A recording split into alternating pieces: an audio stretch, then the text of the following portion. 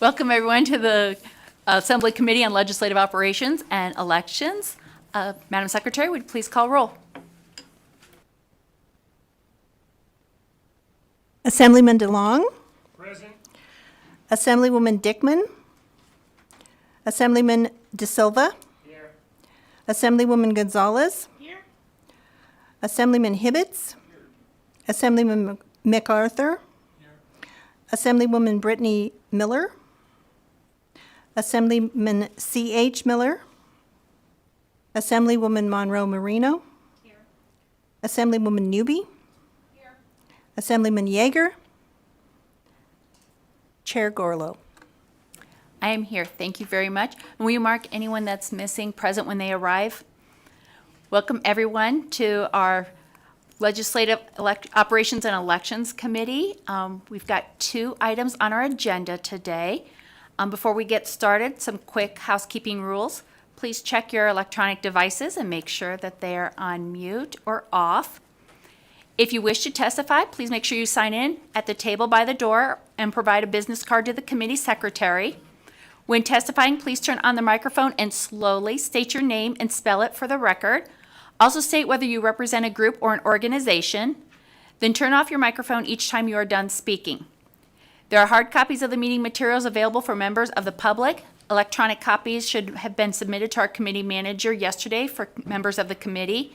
And members of the public may also access electronic copies via the Nevada Legislature's website. We do expect courtesy and respect in our interactions during the meeting, even if we may not agree with another person's position. Basically, I'm saying be nice. Committee members will also be using their laptops to view handouts and other documents. Please do not view this as a sign of disrespect or inattention. And with that, we will be hearing AJR 1, Senator Titus. Before you come up, happy birthday.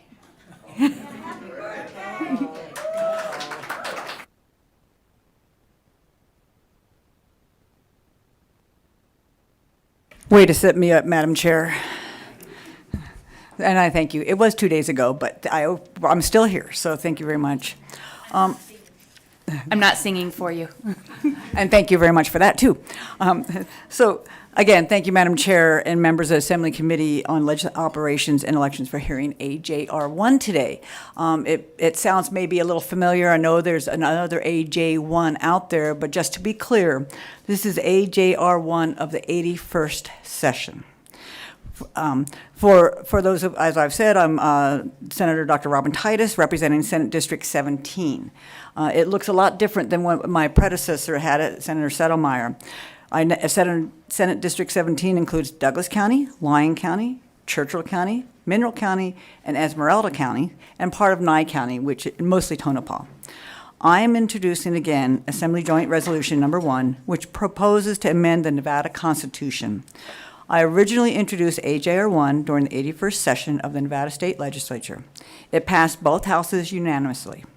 As I'm sure all of you know, to change our Constitution through the legislative process, a resolution must be introduced and passed with the same wording in 2 consecutive legislative sessions, then it is put on the ballot for a vote of the people. This resolution is straightforward.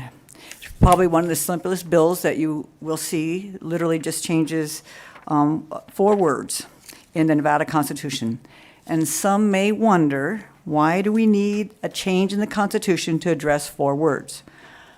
Well, let me tell you what those 4 words are: insane, blind, deaf, and dumb. These words are found in Section 1, Article 13 of our Constitution. This section requires a state to care for certain populations with disabilities or who suffer from mental illness. The whole section reads like this. Section 1, institutions for insane, blind, deaf, and dumb to be fostered and supported by state. Institutions for the benefit of the insane, blind, deaf, and dumb, and such other benevolent institutions as the good public good may require, shall be fostered and supported by the state, subject to such regulations as may be prescribed by law. That is the portion in our Nevada Constitution. I am aware that when the Nevada Constitution was written, different terminologies were used to describe persons with disabilities or mental illness. However, more than 158 years after Nevada was admitted to the Union, it is time to give these words a critical look. We should change them to contemporary language that is not deemed to be discriminatory or narrow. I propose in this AJR1 that we revise this terminology in the following manner. We change the word institution to entities. This was presented by the state of Nevada's Department of Health and Human Services last session to correct what we now are calling these folks. They're not institutionalized any longer. From the insane to persons with significant mental illness, from the blind to persons who are blind or visually impaired, and from the deaf and dumb to persons who are deaf or hard of hearing. The idea to change this language in our Constitution came from one of my constituents, Mr. Andrew Campbell, who should be joining me hopefully via Zoom today. He works at Churchill County High School as an English teacher and has taught special education. When he brought the issue to my attention, most of his students had severe to profound disabilities. Mr. Campbell used to teach at the Washington State School for the Deaf. He also taught American Sign Language as in an after-school program, as well as his class at Western Nevada College. He's very much aware of the needs of persons who are deaf or hard of hearing. He describes them as smart and dedicated people in our society who work in banks, are teachers, or engineers. His own grandfather, who worked in the aviation industry designing aircrafts since the late 1930s, belonged to the deaf community. His grandfather was one of Boeing's first 100 employees that designed aircrafts. I'm grateful to Mr. Campbell who brought this to my attention. Let me explain a little bit more detail what I propose to do with my amendment. First, I want the new terms to start with persons. We must stop categorizing people who suffer from an illness or disability by putting an emphasis on their illness or that disability. For example, blind or the deaf. Instead, these are individuals that have an illness or a disability, but first and foremost, they are persons. Second, we are changing the term from institutions to entities, per again the recommendation of our Department of Health and Human Services, Aging and Disability Division. Third, calling a person who has a hearing loss dumb in our Constitution is plainly offensive. This term must go. Additionally, many people in our society are not completely deaf, but may suffer from different degrees of hearing loss. The definition in the Constitution is too narrow, and therefore I think it should say persons who are deaf or hard of hearing. Insane is another one of those derogatory terms that I recommend replacing. We know that words matter, and when you stigmatize individuals with such a term, it may lead to a negative result in the long run. Research has shown that stigmatizing persons with a significant mental illness may create barriers for them. They may face discrimination and prejudice when renting homes, applying for jobs, accessing mental health services. Stigmatized people also are less likely to seek the help they need to treat their conditions, which may make their condition worse. Using the term insane in our Constitution for people who suffer from a mental illness helps to perpetuate the stigma. Therefore, it needs to be replaced with terms persons with a significant mental illness. Blind isn't necessarily a discriminatory term, but I think it's too narrow. If a person is blind, he or she may suffer a complete or near complete vision loss. However, this term does not include any people who have a visual impairment that causes difficulties with normal activities of daily living, which cannot be fixed by simply wearing glasses. Persons with visual impairments may not be able to walk or read without adaptive training or use assistive technology. Contemporary training and assistive technology programs are for all people who have some kind of visual impairment.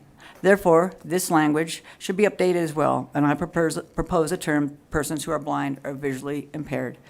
With the chair's permission and with any luck, I will now give Mr. Campbell a chance to give a few remarks if we've been able to zoom him in.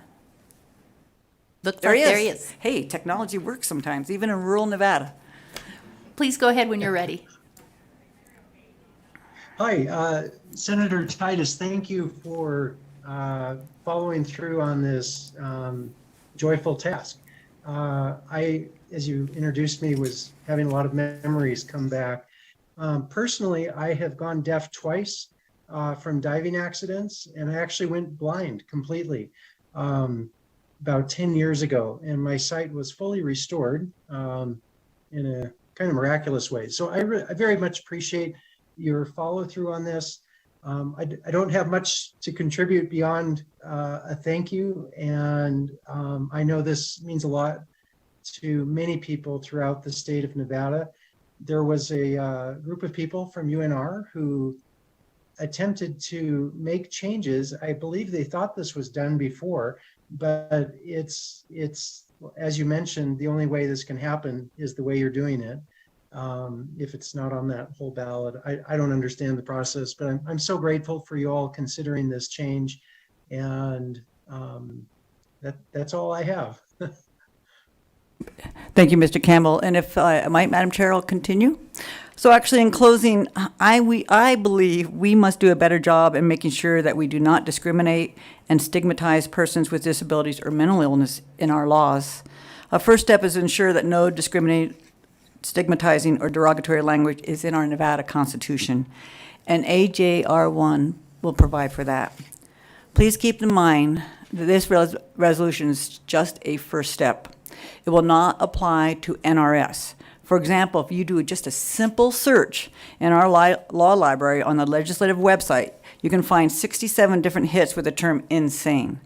I hope that there will be some opportunity to clean that up, clean our statutes up after we get this out of our Constitution. I urge you to support AJR 1 to end the stigmatization of our citizens in the Nevada Constitution. And I am happy to take any questions, and thank you for your time and consideration of AJR 1 from the 81st session. Thank you very much, Madam Chair. Thank you very much, Senator Titus, and thank you, Mr. Campbell. We appreciate you being on. Committee members, any questions? Nope, seeing none. Thank you very much. We will move on to hearing testimony in support of AJR 1 of the 81st session. Each person has 2 minutes to provide testimony. Members of the public may provide testimony in person or over the phone by calling 888-475-4499, and the meeting ID is 860-3306-5199. We'll come here first in Carson City. Would anybody like to come to the table? Okay, seeing none. Do we have any support in Las Vegas? Would you like to come to the table? Okay, seeing none. BPS, do we have anyone on the telephone? To testify in support of AJR 1, please press star 9 to take your place in the queue.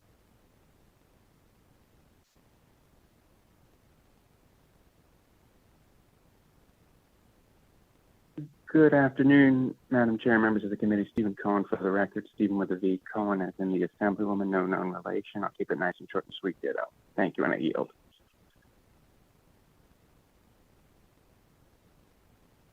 Well, thank you very much, Mr. Cohen. That was simple.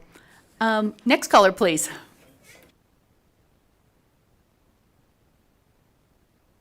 Hi, I hope I'm in the right meeting because apparently I pressed the wrong numbers and was the wrong one earlier. This is Reva Crump, R-E-V-A, C-R-U-M-P. I'm testifying for AB 95. The intention of this bill I'm sorry, appears to be to ma'am, bog we're down not, on ma'am, already- Nope, ma'am, I'm we're- in the wrong one, aren't I? Yes, it's Yeah. the next Hello? bill. So hang on, we'll get you in the next I will one. mute myself. Thank Okay, you. thank you. BPS, next caller, and this is in support of AJR 1 of the 81st session.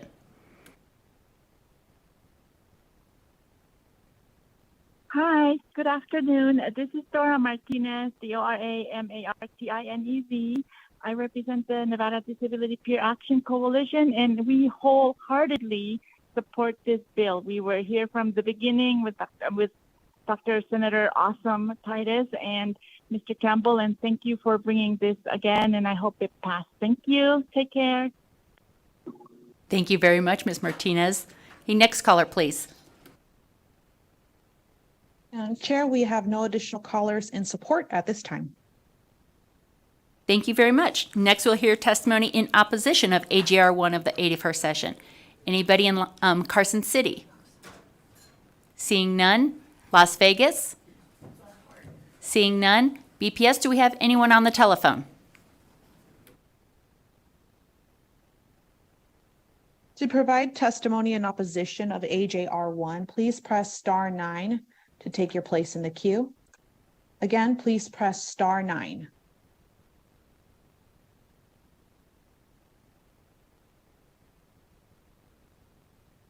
Chair, we have no callers wishing to speak in opposition at this time. Thank you very much, BPS. Okay, last we'll go with anyone wishing to testify in neutral. Is there anybody in Carson City? Seeing none. Anyone in Las Vegas? Seeing none. Go on the telephone. BPS, is there anyone wishing to testify in neutral on AJR 1 of the 81st session? To testify in neutral for AJR 1, please press star 9 to take your place in the queue.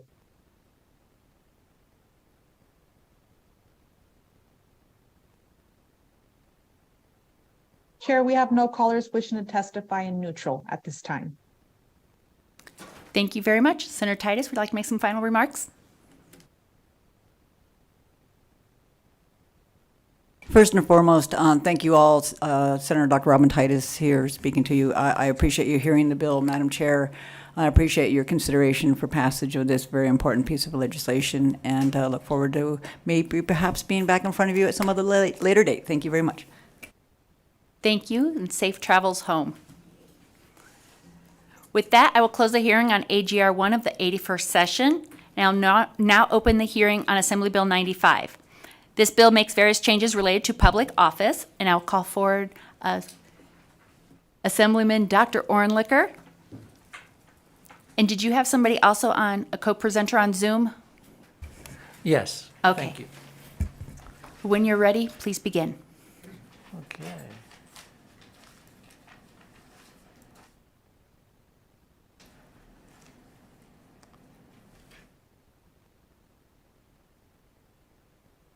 Okay, thank you, Chair. And for the record, I am David Orentlicker from Assembly District 20 on the southeast side of Las Vegas. And I appreciate your hearing this bill today. So I'm going to start with the why for this bill. Why did I request this bill, and why am I asking you to approve it? And this bill is about promoting equity among candidates for elected office. And we'll do it in two ways. We'll start with permitting candidates to use campaign funds for caregiving expenses. If you have a child or a parent or another family member who needs caregiving and spending time on the campaign trail takes up your time, this would allow you, as in I think about 22 states, and Sarah Haig will know more about that, allows candidates to use campaign funds for caregiving expenses. So now let me turn to Sarah Haig from the Vote Mama Foundation. They're the ones who suggested this. I think it's a great idea. So Sarah, if you could talk more about this idea. Absolutely. Thank you so much for the opportunity. Again, my name is Sarah Haig. I'm the Chief Program Officer at Vote Mama Foundation, here to speak in support of this bill, specifically the allowance of candidates to use campaign funds on dependent care. As you know, childcare obligations are one of the major factors families consider when weighing their run for office. In many states, it costs more to send an infant to childcare than a mortgage payment. And this is just not an expense that working families can take on, especially while campaigning. In 2018, the Federal Election Commission approved federal candidates' option to spend campaign funds on childcare through a unanimous vote. However, this ruling does not apply to state and local candidates. Our foundation, Vote Mama Foundation, is working to approve the use of campaign funds for dependent care by state and local candidates in all 50 states. As of today, 28 states, so a little bit more than we thought, which is exciting. Both Democratic and Republican have brought their state statutes in line with federal regulations. States like Arkansas, Colorado, Illinois, Montana, Vermont, Washington, and West Virginia all allow candidates to use their campaign funds on extended caregiver expenses to include those for any dependent, just as this bill will. This legislation is a bipartisan initiative for moms and dads alike. As with any other campaign finance allowance, the bill creates an option for use and is not a mandate. Candidates don't have to use their campaign funds on caregiving expenses if they don't want to. Even better, this common sense solution is at no cost to taxpayers.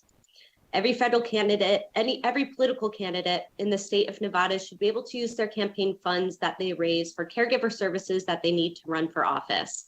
Thank you for your time and consideration. We urge the committee to support this bill and make Nevada the 29th state to allow candidates to use campaign funds on childcare. Happy to answer any questions you have. Great. Thank you, Sarah, and we'll come back to questions in a little bit. Okay, so this is the one proposal. This is in sections 43 to 45, which is a very thick bill, but I will highlight the important ones. So sections 43, 45, so removing the barriers. We don't want people who have caregiving obligations to be deterred from running. The second part, which is in sections, the main parts, sections 3, 4, and 28, apply signature requirements for major party and nonpartisan candidates as filing. So currently in Nevada, only independent candidates need signature petitions. And so this is about equity in two ways. One is if we're asking independent candidates to get signatures, I think we ought to as well.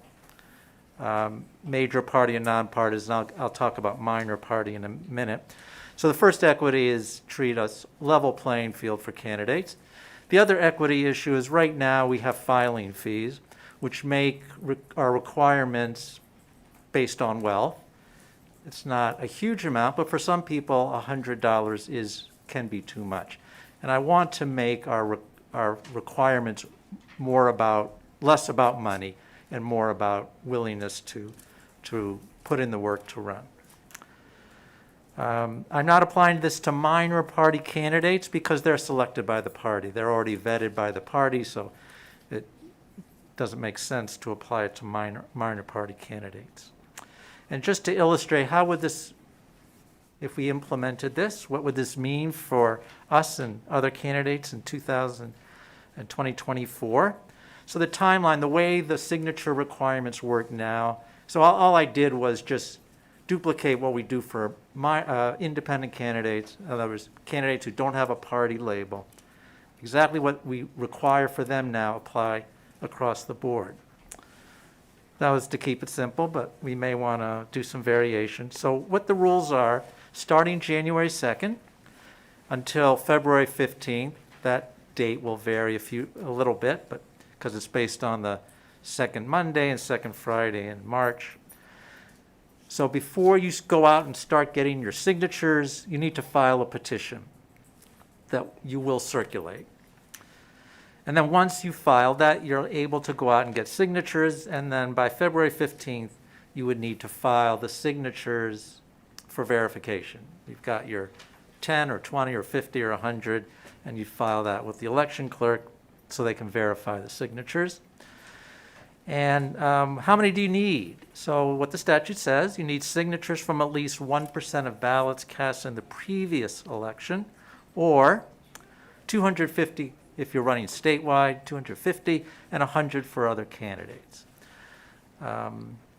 So if you live in Clark County, where over 680,000 ballots were cast in 2022, and you want to run county-wide, you would need over 6,800 signatures if you went with 1%. So for sure you'd pick the 100.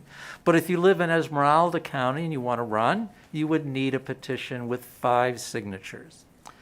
Mineral and Pershing, you'd need about 20 signatures. So if you live in a smaller rural county where it's harder to go door to door, you don't need nearly as many signatures.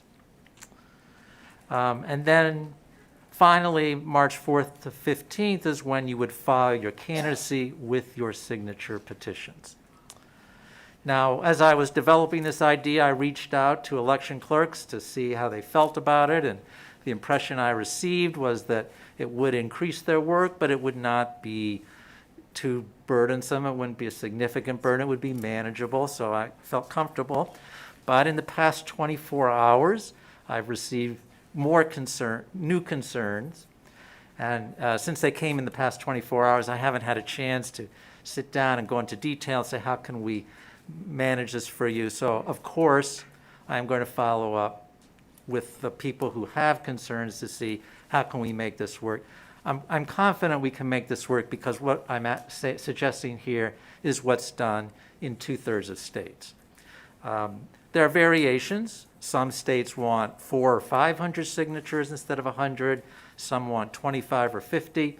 So that's certainly something to discuss, what's the right number. But as I say, we see this in about 2/3 of states right now. And we do this for independent candidates in Nevada. So that's my presentation. I look forward to your questions. Thank you very much, Assemblyman Ornlicker. All right, I think we have some questions from the committee. First, we'll go to Assemblywoman Gonzalez. Thank you so much, Madam Chair. Cecilia Gonzalez, Assembly District 16 for the record. Thank you so much for your presentation. My question is, and I think you answered it in our conversations prior, but I just wanted to get it on the record. One, could you pay your family members if your family members are the one being a caretaker? And then number two, is there anything in the bill that talks about the prevailing wage for that and what consequences would be if a candidate was paying their family member above the prevailing wage for this service? Thank you. Thank you, Assemblywoman Gonzalez. Assemblyman Ornlicker for the record. And yes, I did check on that. So there wouldn't be any barrier to paying a family member for a caregiver. But if you paid more than the fair market wage, then that could raise concerns. So you have to do it in a proper way. Thank you for your question. Thank you so much. Follow up, Cecilia Gonzalez, District 16 for the record. So what would be the process of ensuring and kind of like whose oversight? Who would be oversight on this? Thanks. Assemblyman Ornlicker for the record. Thank you, Assemblywoman Gonzalez. That is a very good question. And perhaps council would be able to answer that. Yes, thank you. The provisions governing campaign finance are administered and enforced by the Secretary of State.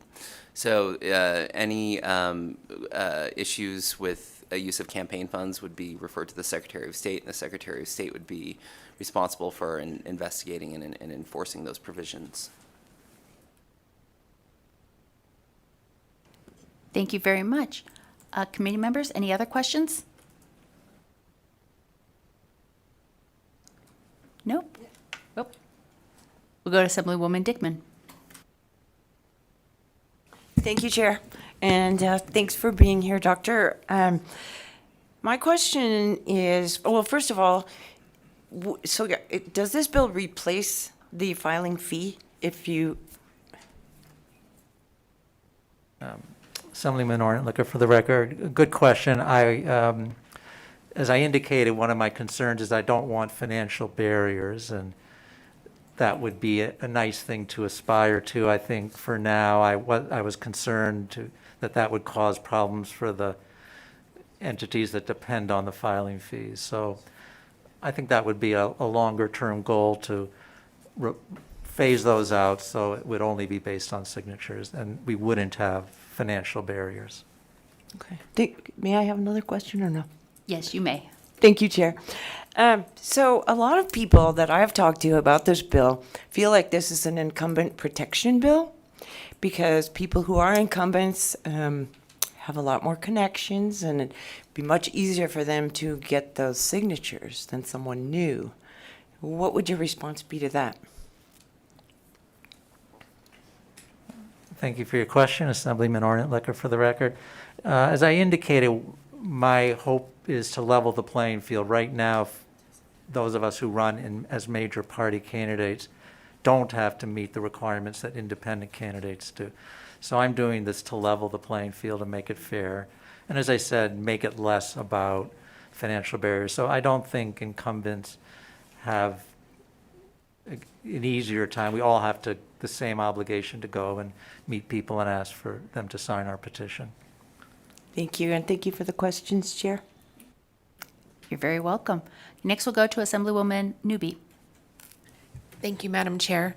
Thank you for the bill presentation, Assemblyman Orentlicker.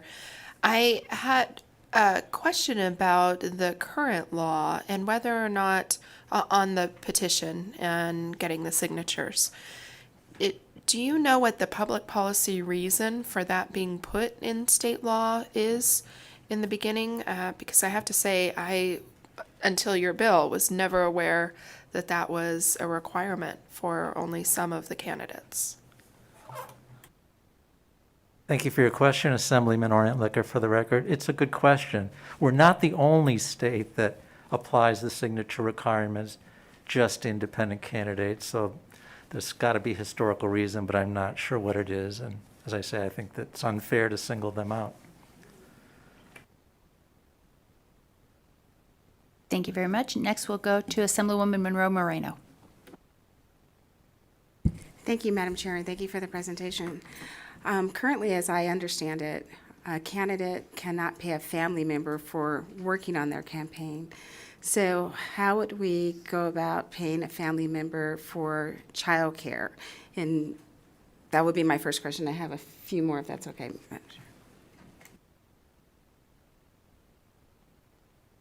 Thank you for your question, Assemblyman Orentlicker. For the record, yeah, I'm not sure where the line is drawn, but I did run this through LCB, and they said it would not be a problem, unless again you were trying to pay them more than was appropriate for this kind of a service. Follow up?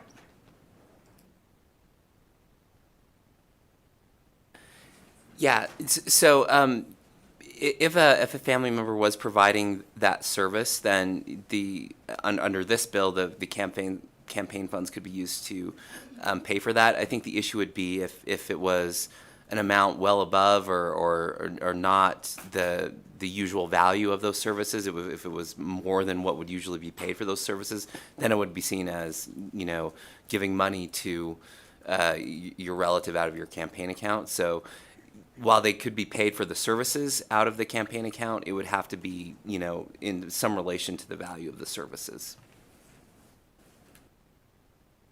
Follow-up. So would that be a contract with that family member, or so that there would be a record of the expenses?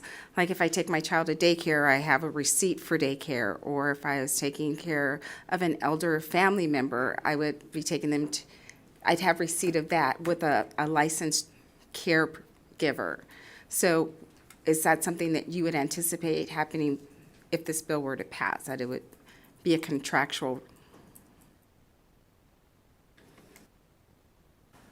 Thank you for your question, Assemblyman Orentlicker. For the record, while I am a lawyer, I'm reluctant to give legal advice, but I would say that would be a prudent thing to do, to document it so that if questions are raised, you can say, here's the agreement, here's the amount I agreed to pay, and you could document, here's, I inquired what this would cost for other services, and I picked something that's the average of the 3 bids I got. So I think that would be a prudent thing to do.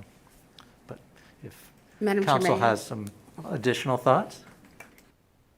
Yes, thank you. And I think another thing to add there is that as campaign expenses, they would be reported on the contribution and expenditure report. So, that amount would need to be reported on the contribution and expenditure report. So that would be another reason to document things, and that would also provide documentation of what was paid.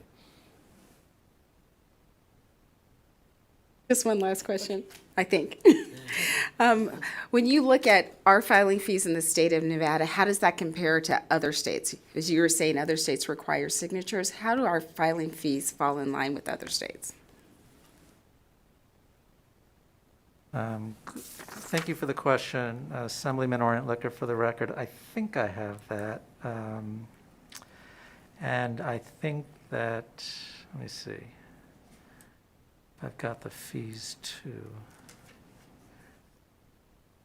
Yeah, I'm sorry, I only have the signatures, but I've seen some like what we charge, and I've seen some that are higher. Thank you. Thank you, Madam Chair. Thank you. Next, we will go to Vice Chair Miller.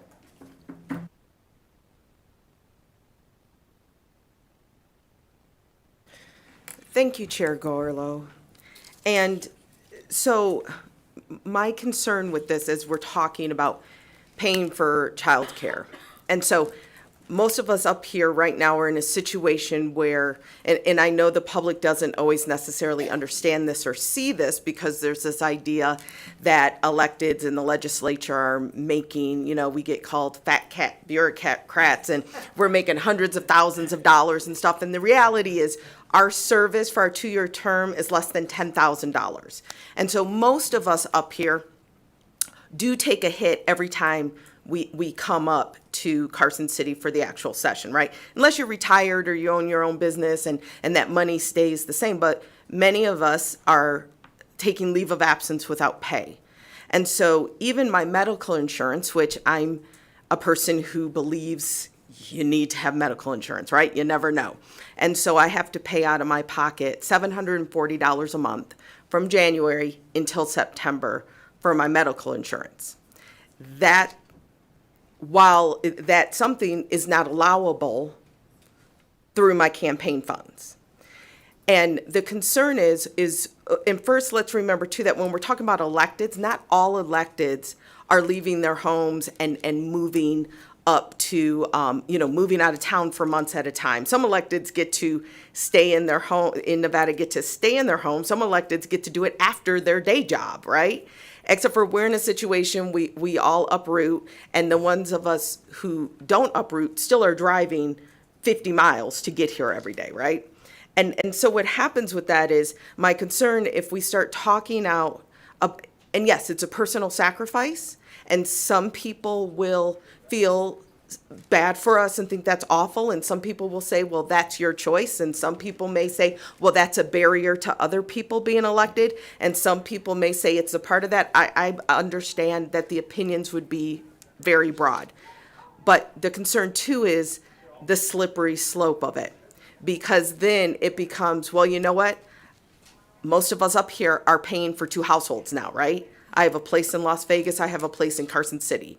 I have an NV energy bill in Las Vegas, I have an NV energy bill in Carson City. And so what about car notes? And what about, where does it end? Because everybody, these personal bills. And so my question is how do we, when we start with one, then it's going to become again the mortgages, the car notes, anything and everything that are legitimate financial burdens in order to serve, where if anything, I would think the better for Nevadans, the better solution would be to professionalize elected service in the legislature by going into a full-time legislature, because again, then we're able to meet the needs better, and that may attract, enable more people to participate as well. But again, I get concerned with opening the door. And then again, the questions about family members and friends and licensed babysitters, unlicensed babysitters. This is just my sister babysitting.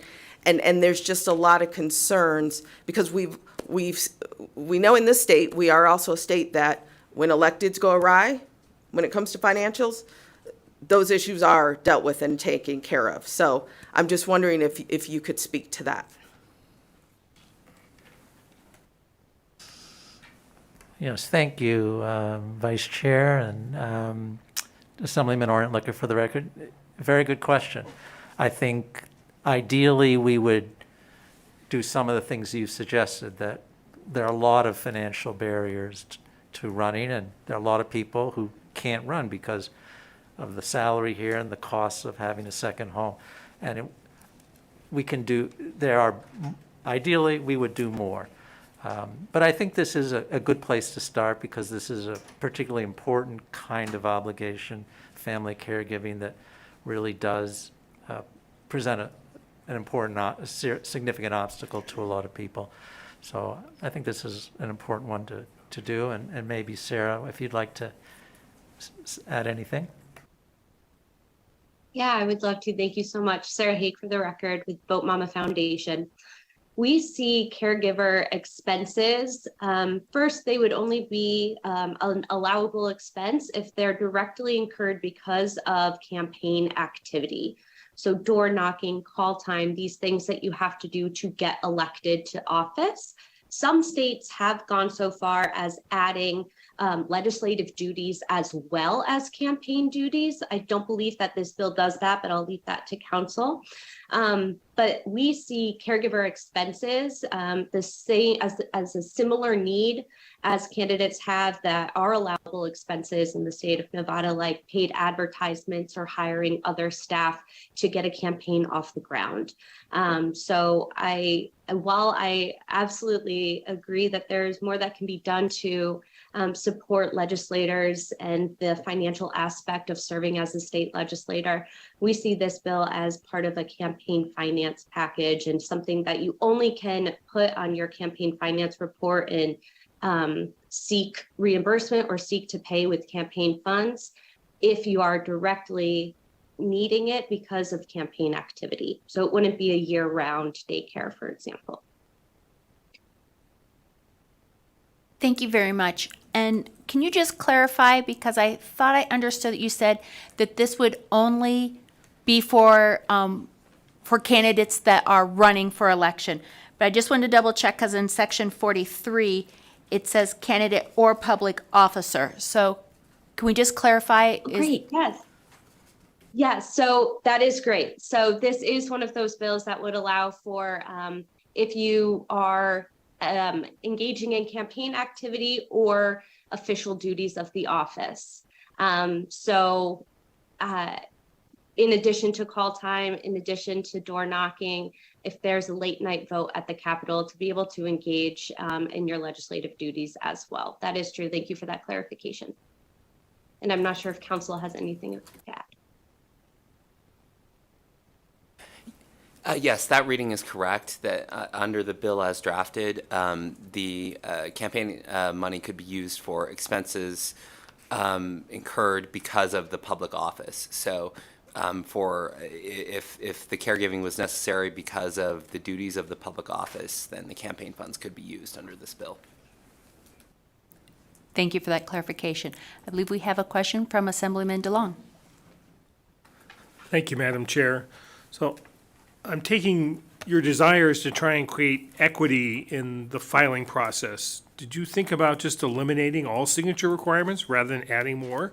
If your idea is to create equity. Thank you for that question, Assemblyman Orient-Licker, for the record.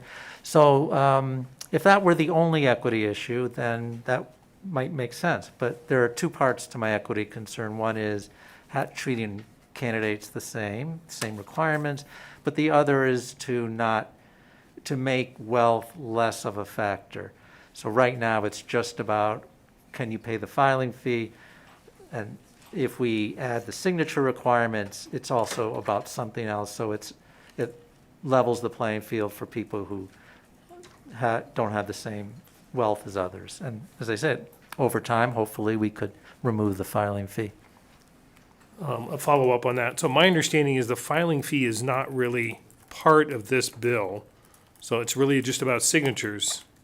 So from an equity perspective, I think we're just talking signatures, not filing fees. And Right. so was there a reason not to just eliminate the signatures rather than adding more? Thank you. Yes, Assemblyman Orient-Licker for the record. So if right now, if you're thinking about the filing fees, right now, it's just about, can you afford to pay a filing fee? By adding in signatures, it makes it less about wealth. It's also about going out and meeting people and getting their signatures. So we're diluting the importance of wealth in your ability to run for office. And over time, I would like to dilute it further so that we don't have any financial barriers. So this is a start. Thank you. Are there any other questions from the committee members? Oh, we'll do one more for Assemblyman Dickman. Thank you so much, Chair. So I was just sitting here listening to this and thinking, isn't collecting signatures a real expenditure of time and money that makes it not equal? People who have money can certainly do that a lot easier than people who don't.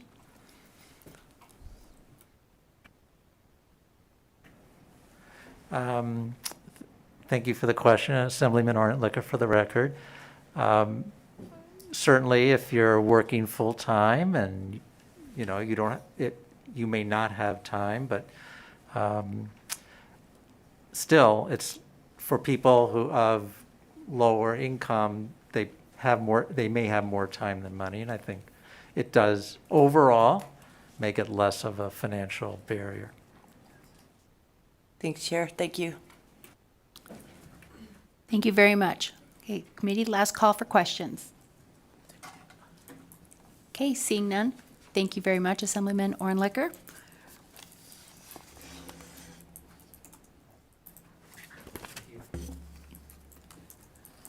We'll now hear testimony in support, opposition, and neutral, but I want to just make clear the time before we start. I want everyone to have their voice and their say. However, we have a snowstorm.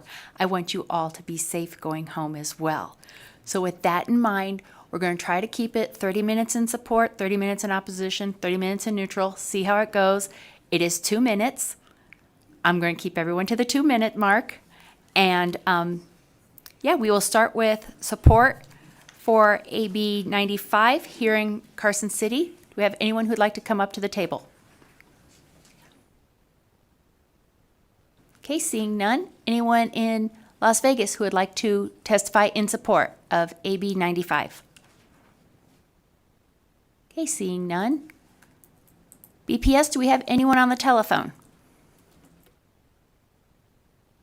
To testify in support of AB 95, please press star 9 to take your place in the queue. Again, that is star 9.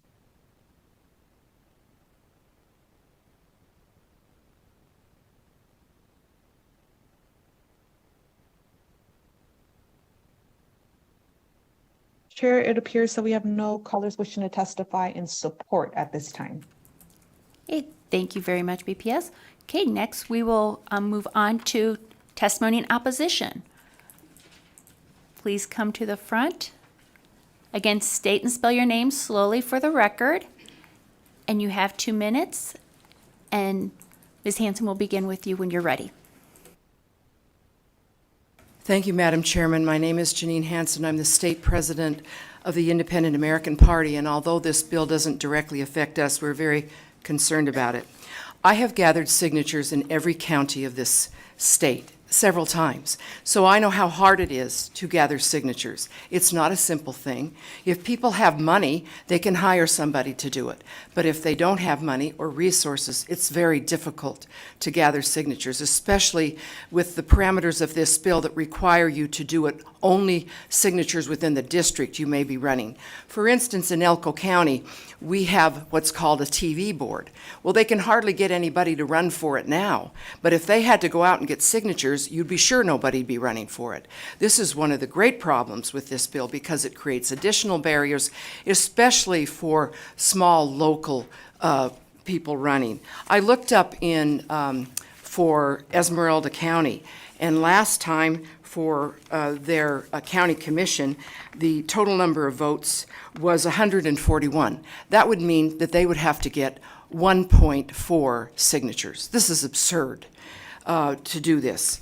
And in other counties, it would be very easy to get those for county commission in Clark County. But what about in Elko County, where those districts are far spread? You may have to go out to Ruby Valley. This winter, Ruby Valley has several times been cut off because of snow. You can't even get to some of these locations. Gathering signatures is not a simple process. The reason that nonpartisans are required to get signatures rather than Republicans or Democrats is because Republicans and Democrats have a party already in line to support them. But it's to show that independent or nonpartisan candidates have some level of support. That's the reason they're the only ones required. What is the purpose of this legislation? Are we trying to suppress democracy? Are we trying to weed out candidates who find it difficult to obtain enough signatures? Are we trying to eliminate competition for well-funded and anointed candidates who have plenty of money and make it more difficult? What is Hanson? Yes. I'm sorry, your time is up. I have one Thanks. sentence. AB 95 should be called the Incumbent Protection and the Suppressed Democracy Bill. Thank you. We oppose it. Thank you, and if you want to give your testimony to the secretary for the record, she can. You turned it in? Okay, that's perfect. Thank you very much. Good afternoon. For the record, my name is Emily Prasad Zamora, EMILYPERSAUD-ZAMORA. I'm the Executive Director of Silver State Voices, testifying on behalf of the Latin Nevadans Vote Coalition. For the record, we do want to thank Assemblyman Orrin-Licker for bringing us into the conversation when he had this idea. We are only in the negative because we are concerned about the registrar's ability to be able to process this with all of the additional timelines that they have in January and February, especially considering that the PPP is now going to be a reality. We do really love the idea of the child care portion, but because of the notion that we don't like every aspect of it, I do have to testify in the negative. And we look forward to working with the bill sponsor. Thank you. Thank you very much for being here. The gentleman, you can go next. I think you were at the table first. I thought you were. That's okay. Thank you. My name is Richard Nagel, RICHARD-NAGEL, for the record. I'm in opposition to this bill because, again, the signature verification process, I worked for the elections department in past 2 elections as a volunteer, and those people work their tail off. They really run hard and work hard to get things done and done right. At least in Carson City, I can vouch for that. So I think it places an undue burden on them with an unfunded mandate to put that in there. So I really do not like that. And also it really does, on appearance's sake, it seems to favor the incumbent. So it really does make an incumbent thing. And also I've tried to source candidates for school board, and Jiminy Crickets, it's like pulling teeth. I mean, in this climate, in this day and age, nobody wants to step up to be on the school board and to put more impediments in their way to get them to run for school board, to get good people that care about the kids to run for school board. It's difficult. So I really would appreciate people to think about all the pluses and minuses of this. And again, if we're going to give money to relatives and stuff, is that another nepotism project coming up? So again, I really don't think this is what we need in Nevada. Thank you, ma'am. Thank you very much, Mr. Nagel. Please go ahead when you're ready. Joy Trushinsky, Trushenski. I'm here for myself. I strongly oppose AB 95, which would require state and local office seekers to use campaign contributions to pay for circulating a petition to run for office. This is totally elitist and would stop many qualified people from running for office with an added burden. Running for office is hard enough. This gives advantage to current office holders and stifles competition. This is totally un-American and is advantageous to the rich. This would infringe on the time a candidate could campaign. This would also be an extra burden on county clerks who would have to verify the signatures on the petition. It would add to the cost of elections. I see no value in this at all. It will add to the monies candidates must raise in order to run, allowing only the rich to run for office.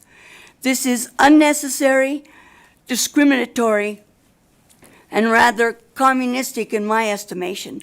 Please vote no on AB 95. This is a very bad bill. Thank you very much. Thank you for your testimony. I don't know whichever one wants to go next. Bepsy Strasburg, Bepsystrasburg.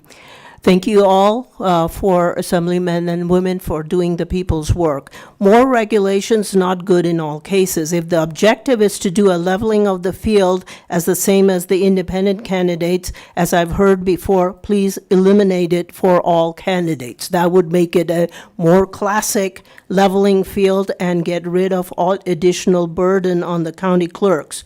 Think about the logistics of how this will be done. I've done some precinct walking for the county elections over the last couple of years. Some people are concerned of even opening their doors, let alone sign a petition for somebody who they have not met before. In these days of identity theft, they will not sign something that they don't have prior familiarity. It would be burdensome for nonpartisan first-time candidates to qualify because they would have to do it in their spare time, evenings and weekends. We want more candidates to run, since running a campaign takes organization, people skills, and critical thinking.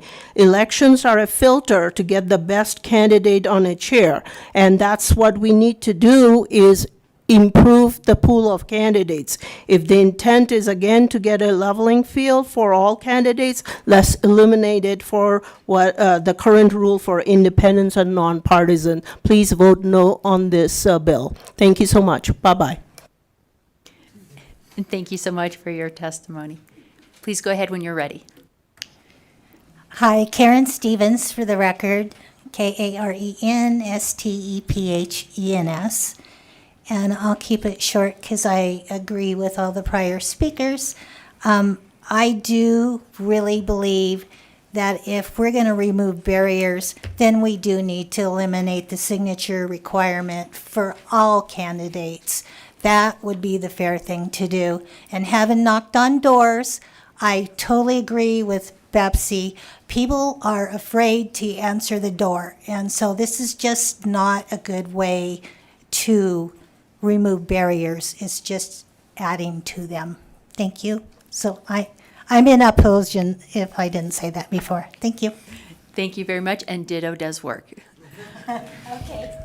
Good evening. For the record, my name is Vincent Guthreau, Vinson, last name Guthreau, Guthreau. I serve as the Executive Director for NACO, the Nevada Association of Counties.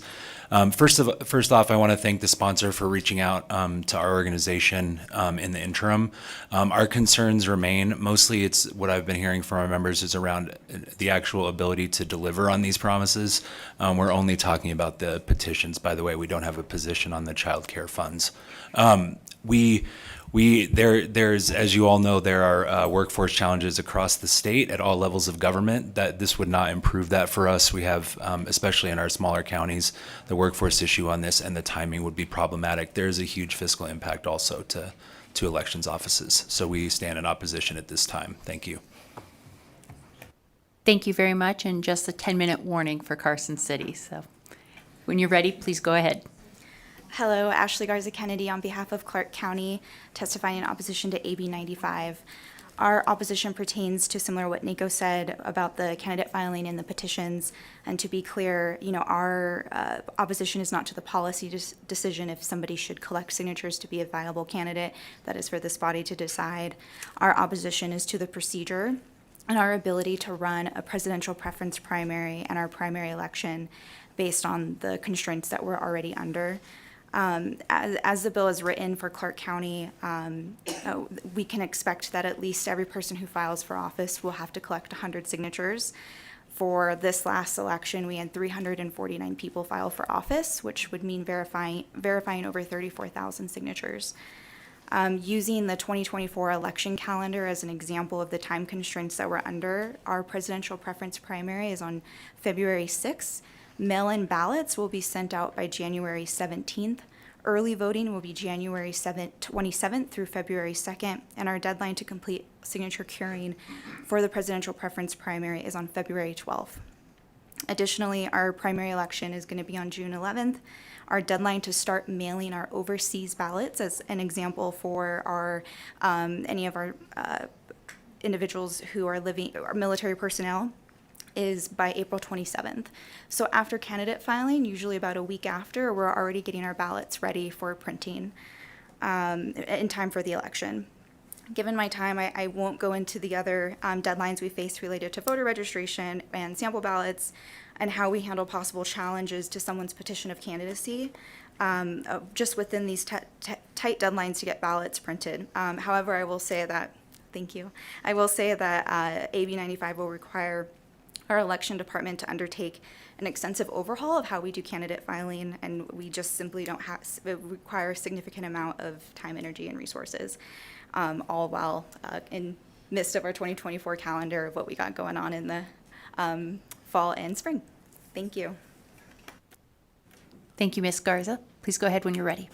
Thank you, Madam Chair, members of the committee. For the record, Kelly Crompton representing the City of Las Vegas. We'd like to support the testimony presented by Clark County Registrar of Voters, Government Affairs Representative, as they are the entity we contract with to run our elections.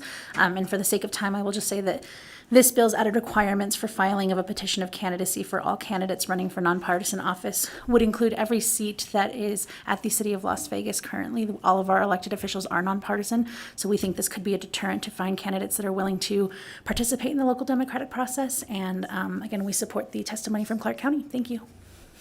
Thank you for being here. Please go ahead when you're ready. Thank you, Chair, members of the committee. Nick Ciccone for the record, N-I-C-C-I-C-C-O-N-E. I'd like to ditto my comments, my colleagues' comments from Las Vegas. Thank you. And thank you. Please go ahead. Thank you, Chair Gorlo, members of the committee. Leonardo Benavides, Leonardo-Benavides, with the City of North Las Vegas. I want to echo the sentiments from my colleagues from the counties and from the cities. It would be an undue burden for our city clerks, so I'm here in opposition to the bill today. Thank you. Thank you, and that's why we have you spell your last name. Please go ahead when you have a chance. Thank you so much, Chairwoman Committee. Jamie Rodriguez, Jamie Rodriguez. I'm the Registrar of Voters for Washoe County. We are here, or I am here, excuse me, in opposition really based on the ability to implement it. We had conversations, or I had conversations with the Assemblyman really on the fiscal impact.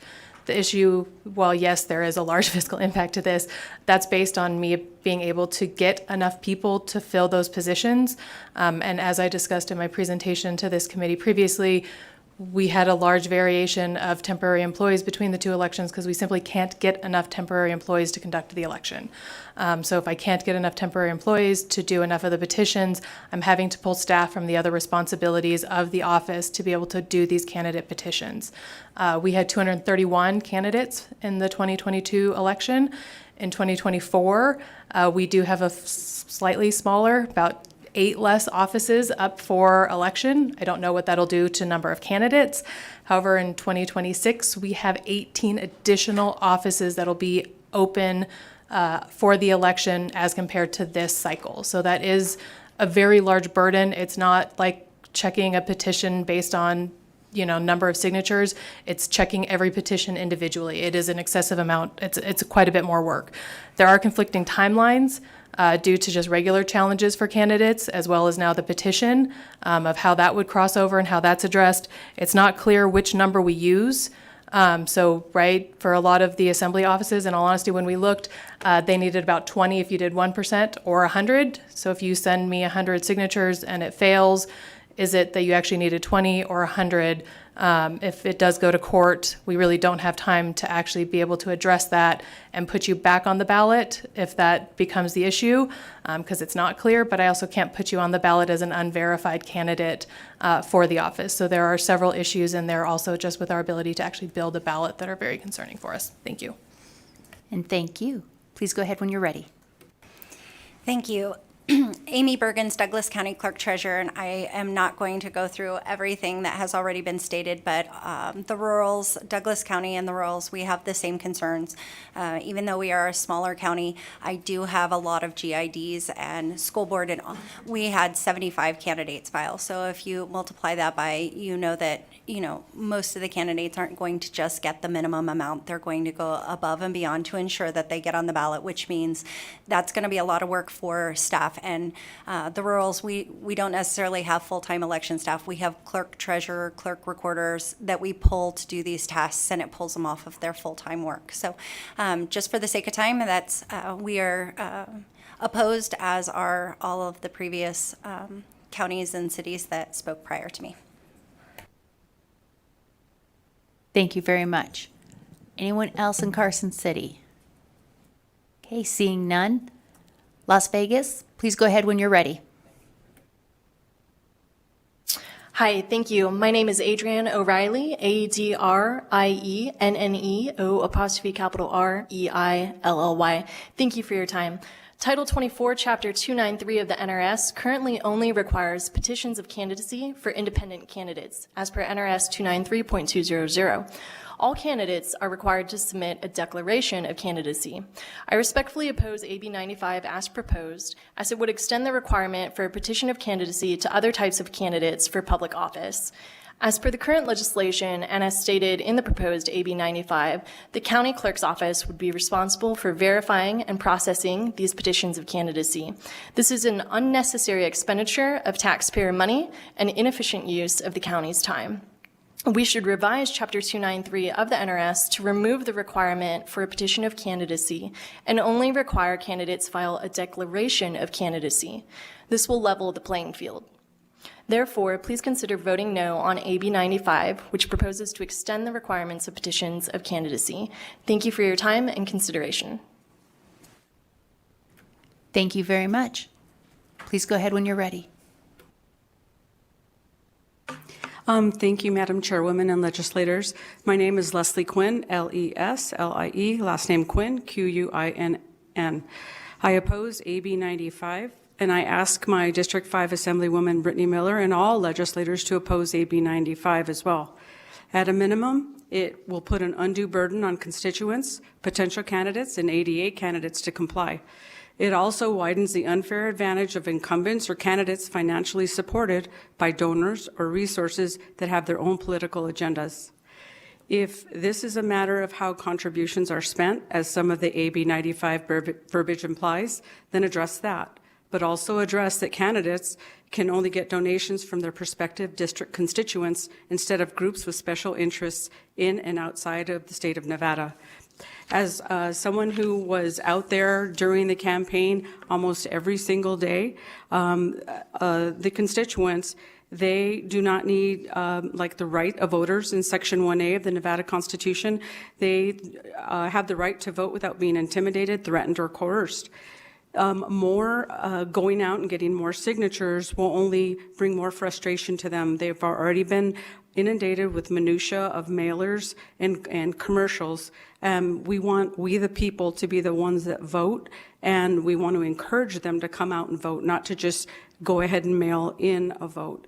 I'm grateful for the moms out there. I am a mom and a grandma, so I understand having to pay for childcare, but I concur with the lady next to me that yes, we shouldn't be wasting taxpayers' money on people that are donating this money. Some of these are people that don't have a lot of money to be giving. So if they give you $5, they want it spent correctly. And again, when you run, it is an honor and a privilege to do so. And so sometimes you just have to pull up your bootstraps and do that and figure that out. But any monies that we get, we should be getting and utilizing that correctly. And again, I oppose AB 95, and I appreciate if all the legislation would do the same or change the wording significantly, because this wording only is going to leave a lot of loopholes open in the future. Thank you. I hope you all get home safe. Thank you very much. And with that being said, I do want to let you know I did just check radar, and it says conditions are getting dangerous outside, and they're recommending not going anywhere. So for those of you that are in the audience, I'm going to recommend that you might want to leave and go head home, drive safely and slowly. Obviously, if you've got public comment, we do invite you to stay, but your safety is our utmost concern. So with that being said, we're going to go to the phones now. I believe we have 14 people that are on the phones. Please keep in mind you can say ditto.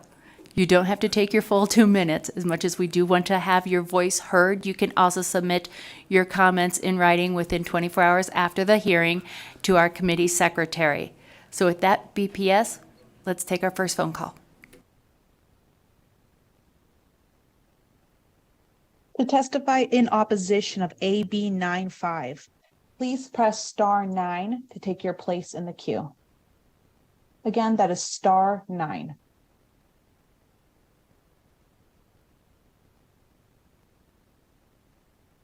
And I apologize, I'm going to interrupt just real quick. I just got a message, there's an accident on the bridge.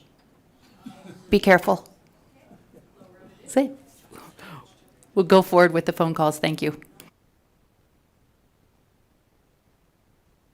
Caller, please feel free to unmute by pressing star 6 with the last 2 digits 202.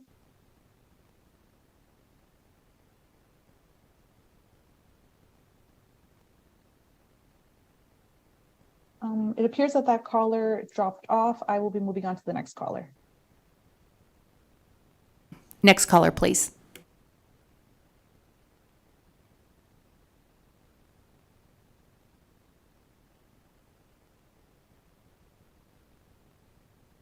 Hi, can you hear me? Yes, we can hear you. Hello? Oh, thank you. My name is Lisa Partee, Lisa, T as in Paul, A-R-T as in Tom, E-E.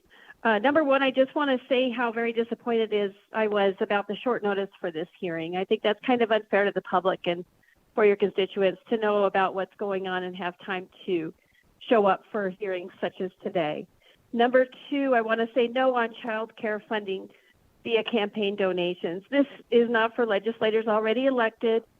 They're indicating it's for people running for campaigns. Everybody who works has this hardship of child care. That's just a problem of families to deal with in everyday life. And number three, I just want to say no on AB 95 as to collecting signatures in order to be able to run for office. I feel it's suppression at the very least, burdensome and unnecessary, and will discourage people to run for office. It stops competition and supports incumbents. I appreciate this hearing today and your time. Thank you. Thank you very much for your testimony. Next caller, please.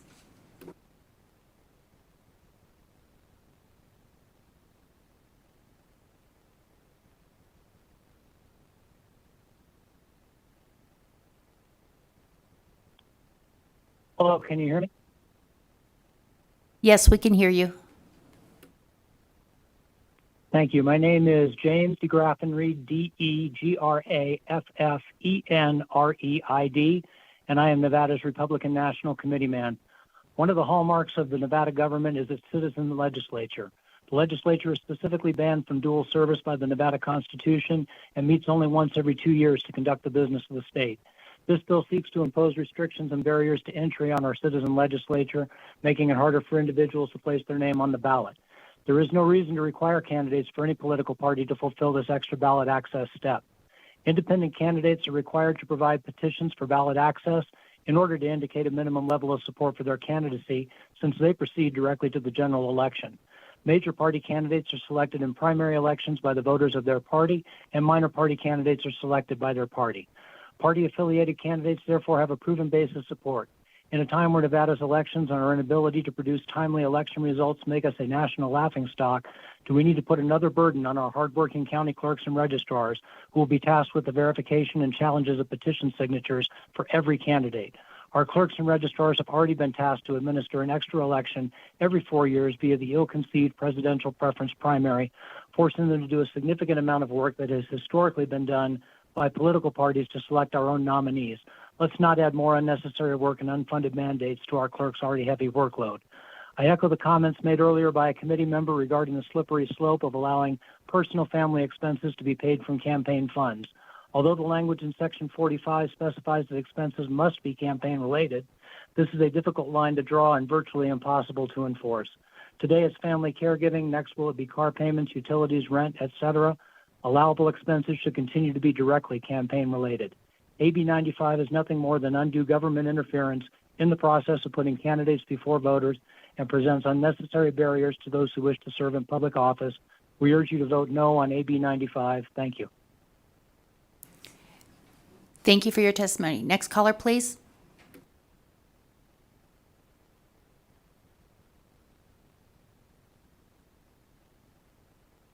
Good evening, Chairwoman and Committee. My name is Lynn Chapman, State Treasurer of the Independent American Party, and we're opposed to AB 95.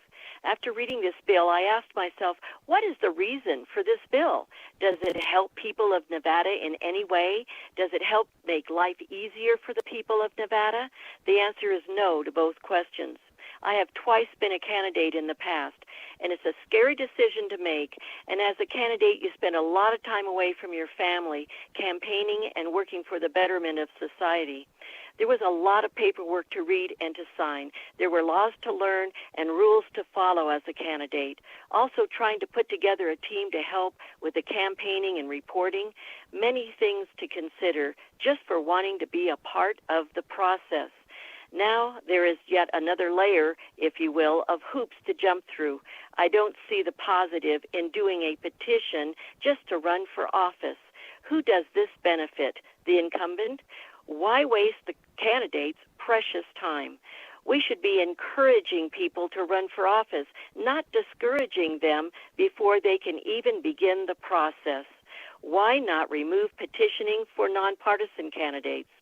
I hear the talk of voter suppression. Well, in my opinion, this is candidate suppression.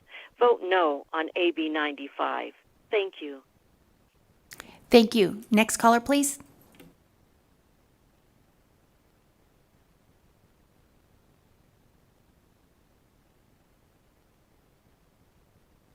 Good afternoon, Madam Chair and members of this committee.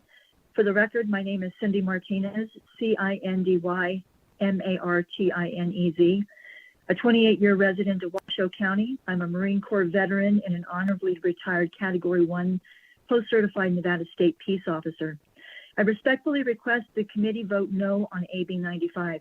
The text of the bill proposes to add another layer of burdensome statutory compliance, not only on a citizenry already overwhelmed by changed election processes in Nevada, but it also imposes extra burdensome duties on 15 county clerks and 2 registrars of voters to verify signatures and registrations on petitions of candidacy. Constitutional self-governance is fraught with dynamic tension and was designed for vigorous and thoughtful debate on the matters of the governed. The decision on who is a suitable candidate should be left in the hands of the people, and this legislature should not establish obstacles to citizens wishing to serve and seemingly to protect one's incumbency. And having participated in gathering petition signatures in the past, I know how difficult it is to accomplish that in a very short period of time. I'm also opposed to permitting campaign funds to be used for personal child care expenses, but I'm glad that you brought this up for discussion because Assemblywoman Brittany Miller swept back the curtain on what a goal may be of injecting this into the legislation. And I'm a full stop no on a full-time legislature and not professionalizing the job that you folks sacrifice your personal time and families to do for the business of the state. Absolutely not. Do not California or Nevada. And I agree with Assemblyman DeLong in eliminating the petition requirement for all candidates. Thank you. Thank you very much. BPS, next caller, please.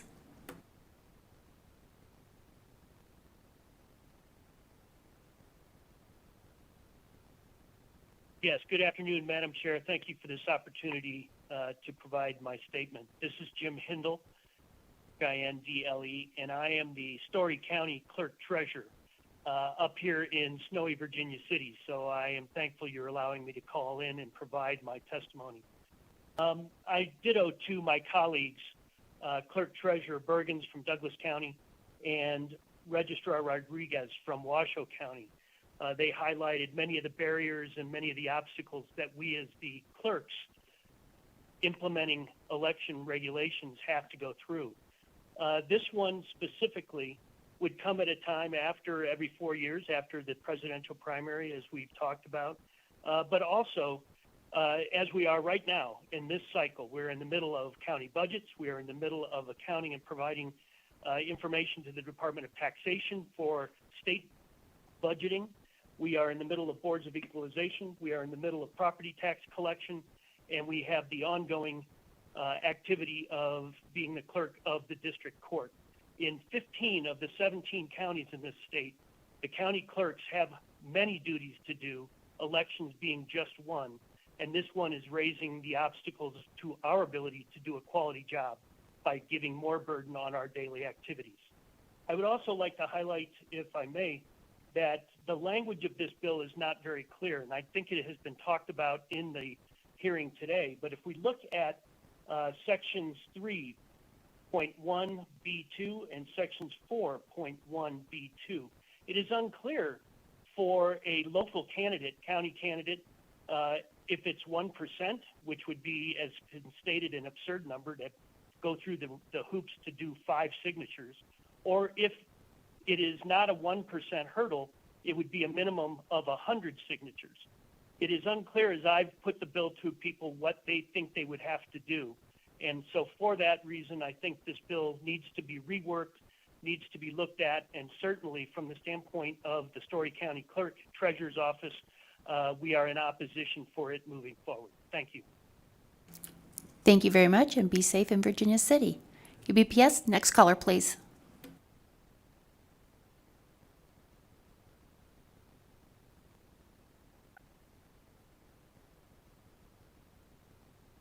Hello, mic check. We can hear you. Please go ahead. Mic check. My name is John Carlo. I'm the young gentleman from Las Vegas. And I just have to ask, what are they teaching at William Boyd School of Law? Because I never read anything in the Constitution that disenfranchised the average American in running for office. I am vehemently against AB 95. It's no surprise to me that the main sponsor, who he is, and it is it's just out of line. Sir, we do not disparage any real member. leaders. Please keep your comments to the bill. I am saying that whoever wrote this bill, whoever's sponsoring this. BPS, next caller, please. Hello.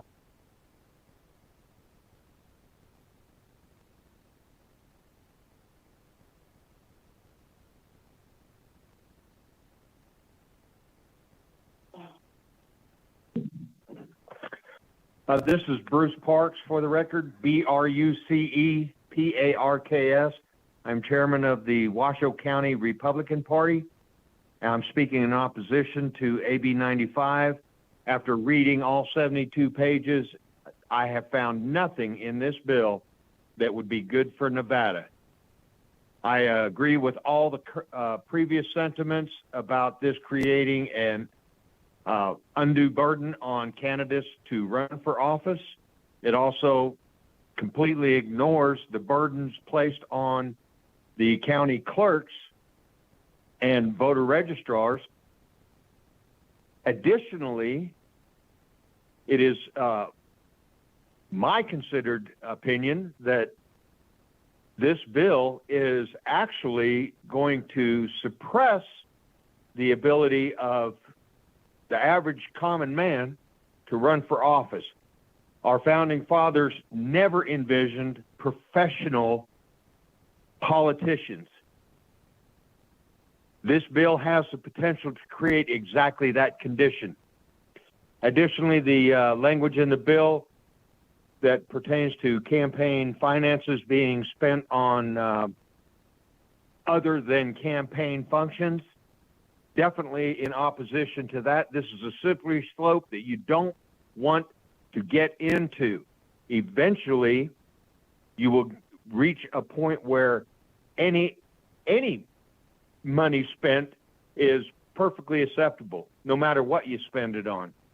And creating language in this bill, specifying how campaign finances can be spent, would further erode the ability for the common man to run for office. Thank you. Thank you very much. We have 2 more callers and really like 2 minutes, so please feel free to say ditto. BPS, next caller, please.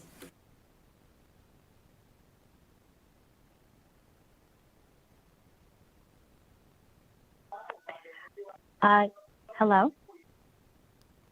We can hear you. Please go ahead. Yes, my name is Norma Skurlock, and I am calling on AB 95, and I'd like to say I vote no. I'd like you to vote no against it because there is nothing good in it for the state or the people of Nevada. And I say ditto to the rest of the comments. Thank you so much. No, thank you. Okay, BPS, next caller.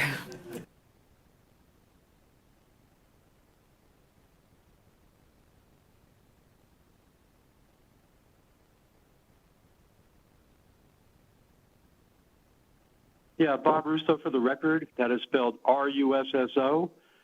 And I oppose Assembly Bill 95. Much has been covered in opposition to this bill that I agree with, so I'll just keep this brief. I believe this bill serves no practical or useful purpose for the people of Nevada. It only creates more red tape and complicates the lives of those wishing to run for office, especially those running against incumbents. For those candidates with big money donors, this bill gives them a significant edge in an election. Please vote against this bill that favors big money over fair and equal elections that will reduce the number of candidates who are able to throw their hat in the ring to run for offices. Election competition is a good thing, and this bill will shut that down. So please oppose AB 95. Thank you very much.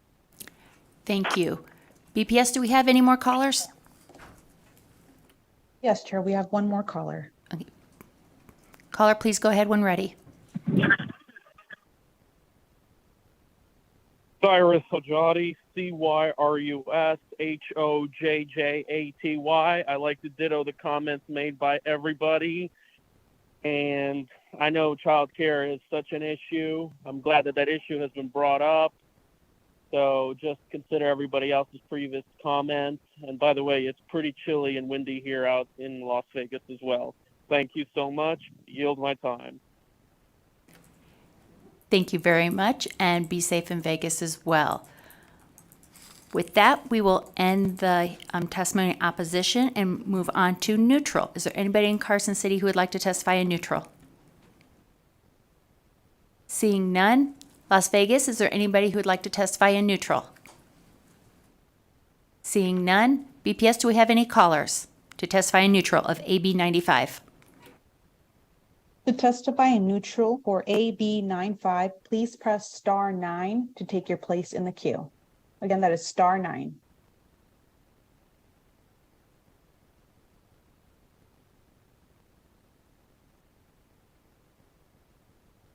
Chair, we have no callers wishing to testify in neutral at this time. Thank you very much. Assemblyman Ornlicker, would you like to make some final remarks?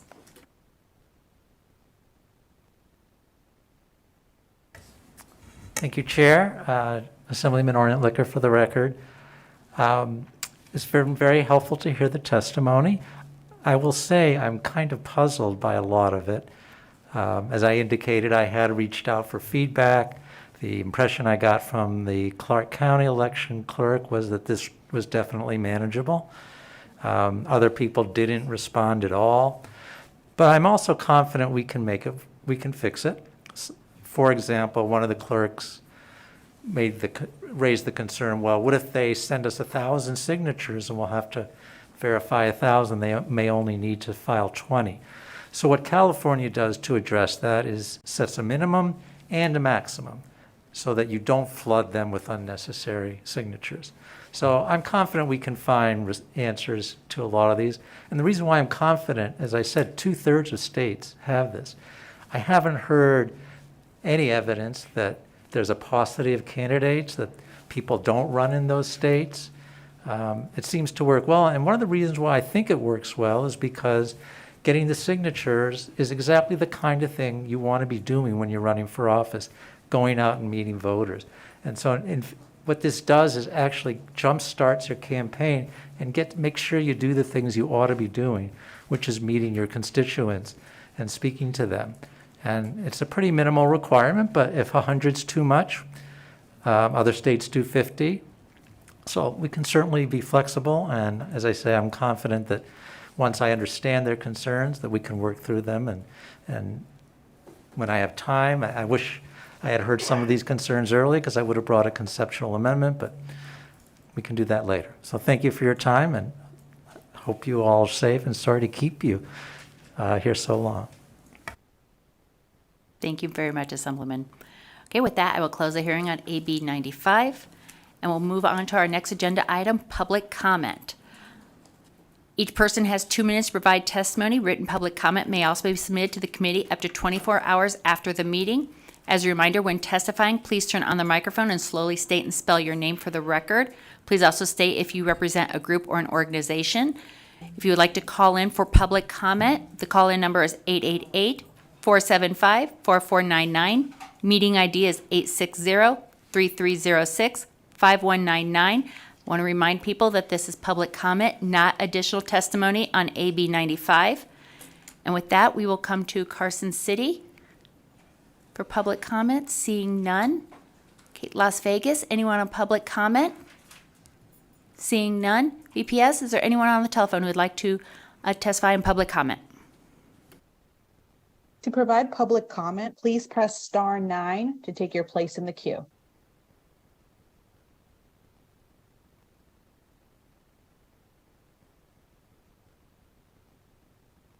Chair, we have no callers wishing to provide public comment at this time. Thank you very much, BPS. With that, I will close public comment. Before we adjourn, are there any comments from the committee? Seeing none, I will make one final comment. Please be very safe out there when driving home. And with that, we will adjourn. Chair.